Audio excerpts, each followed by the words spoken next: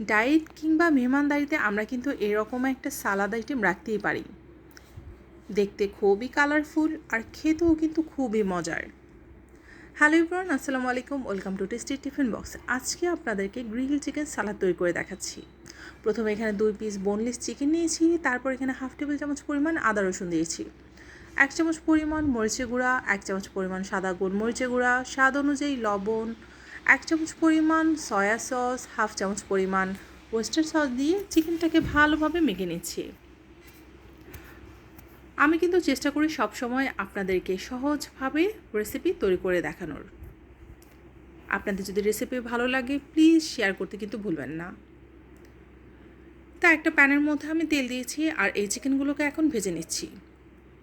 চিকেনগুলো আমি পাতলা করে স্লাইস করেছি, এতে হবে কি চিকেনগুলো তাড়াতাড়ি সেদ্ধ হয়ে যাবে।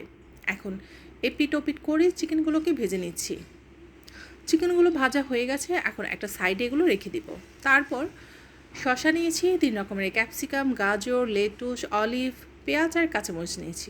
এখন এগুলোকে কেটে নেব। তা আমি কিন্তু এগুলো একটু আড়াআড়িভাবেই কেটে নিচ্ছি, আপনারা দেখেই বুঝতে পারছেন আমি কিভাবে কাটছি। এভাবে কাটলে হবে কি দেখতে অনেক সুন্দর দেখাবে, আর যেই জিনিসটা দেখতে সুন্দর সেটা খেতেও তো অনেক মজার হয়। বাচ্চাদের সামনে যদি এভাবে একটা সালাদ আইটেম রাখতে পারেন তাহলে কিন্তু পুষ্টিগুণ তারা পরিপূর্ণভাবে পেয়ে যাবে। তা আমার কিন্তু এখন সালাদগুলো সবগুলো কাটা হয়ে গেছে। এখন আমি এগুলো একটা বাটির মধ্যে তুলে নেব। তারপর এখানে আমি লেমন গ্রাস আর থাই আদা কুচি করে দিয়ে দিচ্ছি, হাফ চামচের পরিমাণ। আর আপনাদের কাছে যদি এটা না থাকে আপনারা চাইলে স্কিপ করতে পারেন। তারপর হাফ চামচ পরিমাণ সরিষার গুঁড়া দিয়েছি, হাফ চামচ পরিমাণ সাদা গোলমরিচের গুঁড়া, স্বাদ অনুযায়ী লবণ দিয়ে এখন একটা সাইডে রেখে দিচ্ছি। তারপর চিকেনগুলোকে আমি স্লাইস করে নিব। তো চিকেনগুলোকে আমি আড়াআড়িভাবে কাটার চেষ্টা করছি।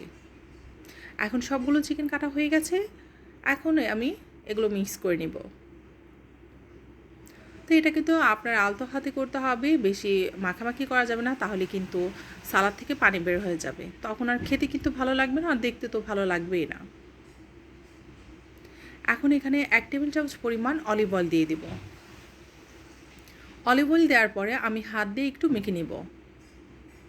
তা আমার মিক্স করা হয়ে গেছে, এখন একটা প্লেটে এগুলো তুলে নিচ্ছি আর সামান্য পরিমাণ লেবুর রস দিয়ে এটা সার্ভ করব। রেসিপিটি ভালো লাগলে প্লিজ শেয়ার করতে কিন্তু ভুলবেন না।